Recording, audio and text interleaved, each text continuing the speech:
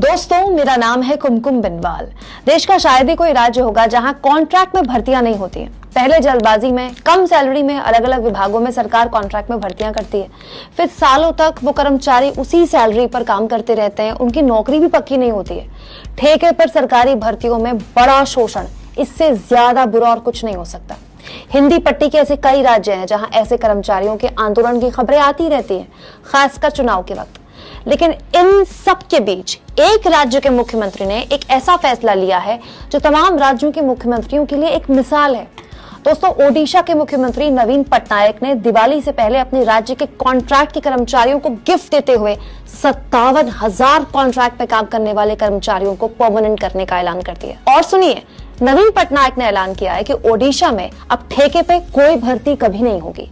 दोस्तों, ये फैसला ओडिशा सरकार पर 1,300 करोड़ रुपए का एक्स्ट्रा बोझ लगाएगा। फिर भी सीएम ने फैसला लिया, जो कि ऐतिहासिक है। नवीन पटनायक दोस्तों देश के उन कुछ चुनिंदा मुख्यमंत्रियों में से हैं जिनके ना तो आपने कभी अखबारों में बड़े बड़े एड्स देखे होंगे, ना ही टीवी में उनके लंबे चौड़े भाषण आपने देखे होंगे, क्योंकि वो विज्ञापनों पे पैसा नहीं खर्च करते।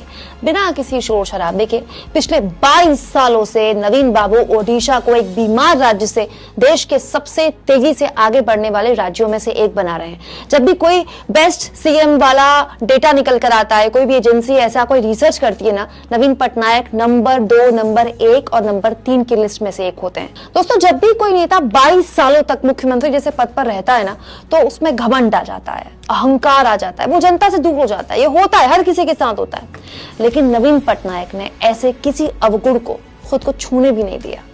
क्या आप जानते हैं, नवीन पटनायक शायद देश के इकलौते ऐसे मुख्यमंत्री हैं जो अपनी राज्य की भाषा नहीं बोल सकते, नहीं आती उनको बोलनी, लेकिन उससे ऊपर जाकर नवीन पटनायक ने अपने राज्य के लोगों के मन की बात समझी और पूरी तरह से कॉन्ट्रैक्ट भर्ती ही अपने राज्य में खत्म कर दी।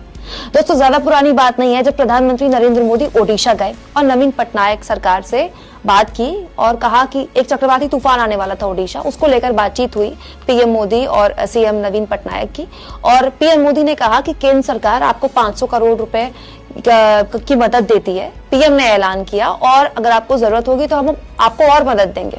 जानते हैं जवाब में सीएम नवीन पटनायक ने क्या कहा पीएम मोदी को? नवीन पटनायक ने प्रधानमंत्री का धन्यवाद किया और कहा कि ओडिशा को आर्थिक सहायता की जरूरत नहीं है, होगी तो मांग लेंगे। दोस्तों, अपने राज्य में कॉन्ट्रैक्ट पर काम करने वाले कर्मचारियों को जितना पैसा खर्च करके नवीन पटनायक ने नियमित किया है ना, उतना तो हिंदी पट्टी वाले राज्यों की सरकारें अपने प्रचार में चैनलों और अखबारों में बांट देती है। इन सब के आगे नवीन पटनायक एक मिसाल है, जिन्होंने बस अपने फैसलों के बूते 22 साल तक सीएम रहने के बावजूद अपनी लोकप्रियता बनाए रखी। पॉलिटिक्स हो तो ऐसे ही।